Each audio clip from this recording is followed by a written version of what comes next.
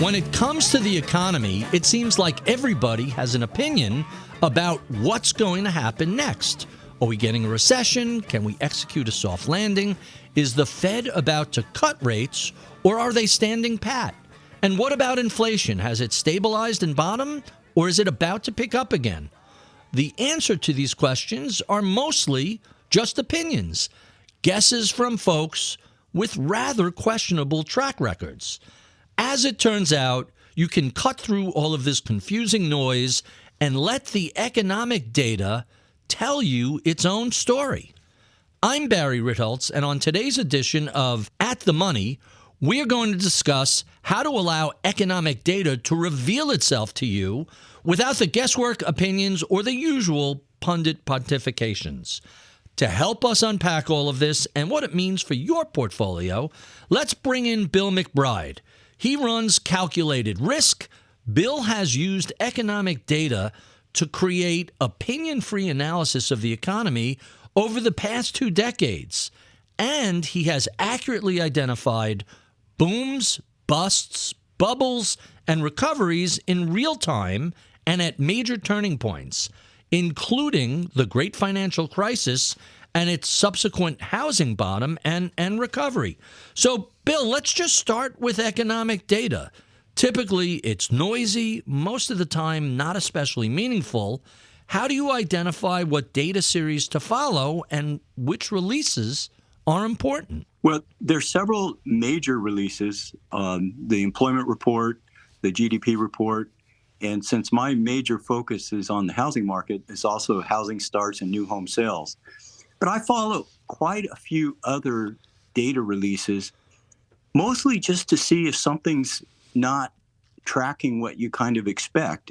And it's really kind of the surprises that change your views or brings you, insights into what's actually changing in the economy. So it sounds like you're paying the most attention, non-farm payrolls, which comes out every month, GDP, which comes out quarterly, and then housing, sales, and new home starts, both of which are monthly. Do I have that right? That's correct. I think those are the major releases to follow.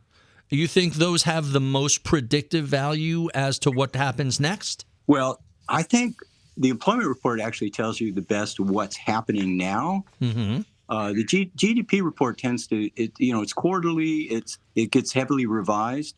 The unemployment rate is monthly, and so when the unemployment rate's at 3.9 that the economy's in pretty good shape. Mm-hmm. New home sales and housing starts do have some predictive value. Not always, but generally, if new home sales and housing starts are increasing, the economy's going to be fine for the next few years. If they decrease sharply, there's a potential for a recession, mm-hmm. but it's not, no model is perfect. We saw a number of major economists get fooled by the inverted yield curve and the sharp drop in housing starts and new home sales that were related to the pandemic. And so you always have to take everything with a grain of salt. But I think there is some predictive value in housing starts. I like the concept of GDP, unemployment, and housing starts as past, present, and future. It really gives you the broad range of what's going on. But let's talk about the flip side of that. What do you think people, both investors and economists, pay too much attention to, and what data series perhaps should they be spending less time with?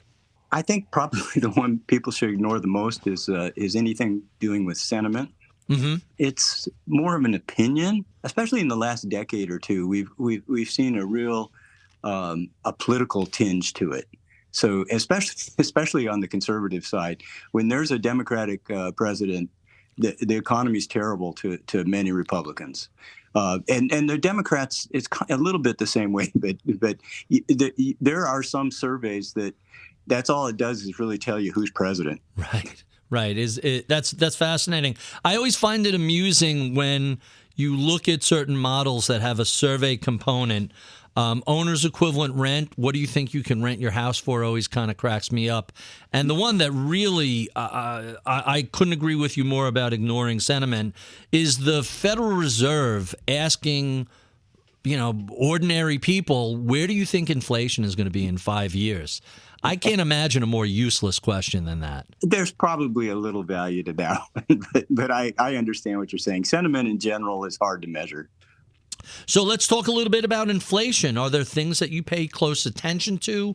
Rent, food, fuel, mortgage rates? What are you looking at when you want to figure out what's happening in the world of inflation? Inflation is especially interesting topic right now, obviously, because it impacts what the Fed's going to do, which impacts interest rates.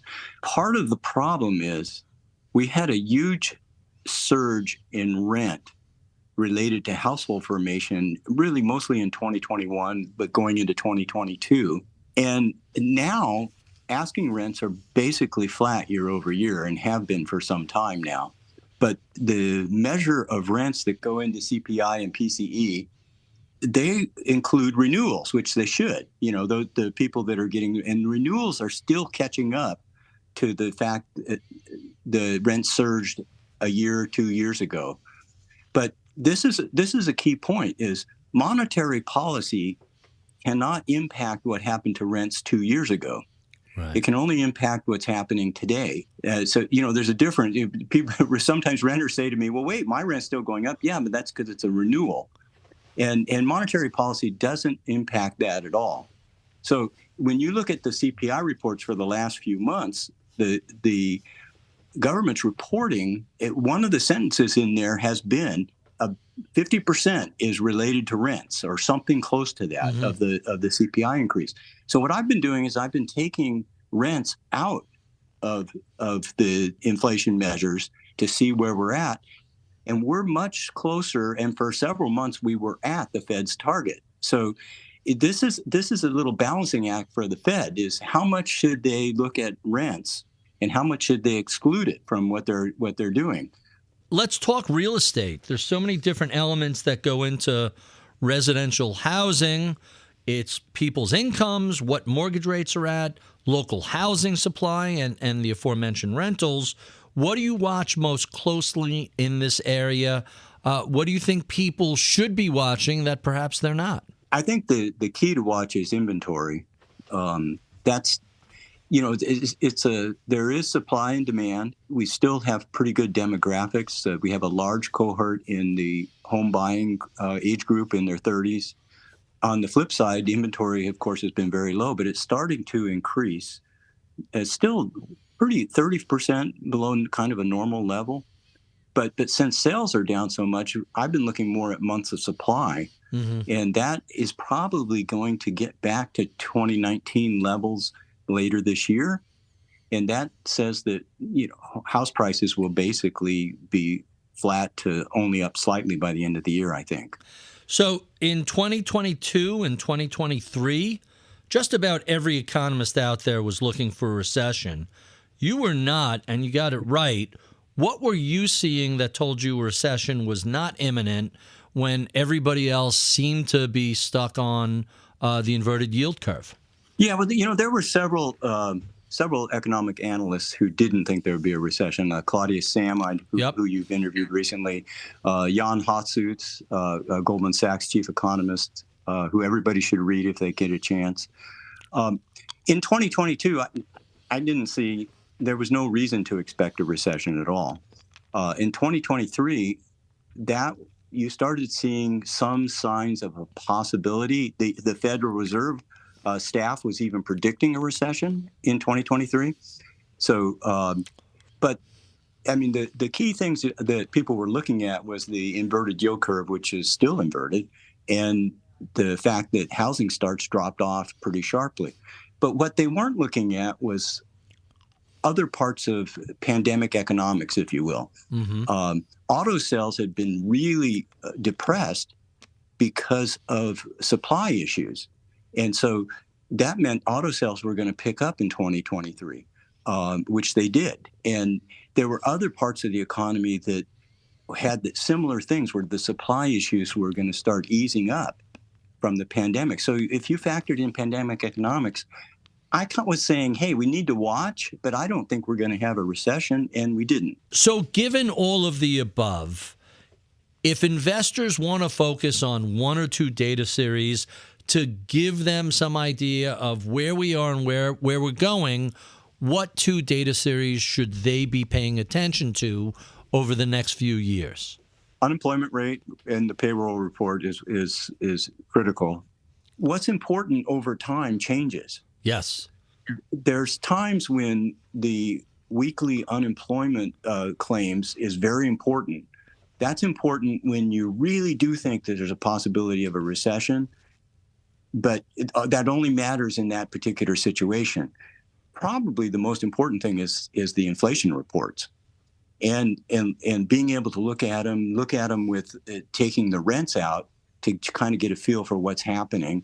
So I would definitely be following both of the inflation reports, CPI and the PCE report. So to wrap up, investors should realize they don't need to follow every data release, every news report, every economic announcement that comes out, but you should be aware of where we are in the cycle. When we're closer to a recession, when things are in danger of slowing down, the weekly new unemployment claims are worth tracking. But in the meantime, you should be watching unemployment rates, you should be watching housing starts, and lastly, you should be paying attention to both CPI and PCE reports to give you a sense of when the Fed, or if the Fed, is going to cut or stay pat. I'm Barry Ritholtz, and this is Bloomberg's At the Money.